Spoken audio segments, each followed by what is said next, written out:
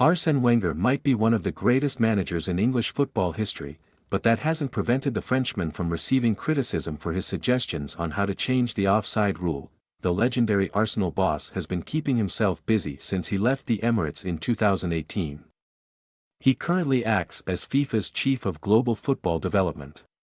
As part of this role, the 74-year-old has been looking into dramatically changing the offside rule and is planning to push forward with radical changes, introducing the daylight principle following a successful trial period. However, one man who has been vocal in his views against such a change is former Liverpool and England defender Jamie Carragher, who has labelled it as terrible for the game.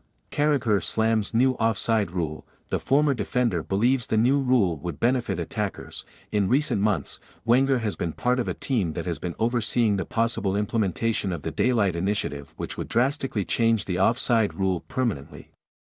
The idea is that if an attacking player has any body part that they could score a goal with behind the last defender, they would be viewed as being offside.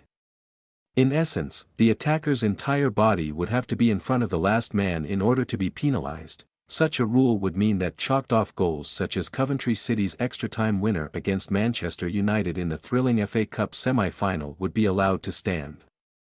By incorporating this rule, it would look to bring an end to such tight offside calls being made. Despite the Frenchman pushing through with this, Sky Sports pundit Carragher has said that the implementation of this new rule would greatly benefit attackers and lead to teams altering the way they defend. Taking to X, the pundit stated, "Daylight principle trial successful. FIFA have trialed this rule across Europe." Despite Carragher's questioning, trials of the daylight rule have already taken place across different European countries. The Times first reported that the trials, which took place in Sweden, Italy and the Netherlands, had produced positive results.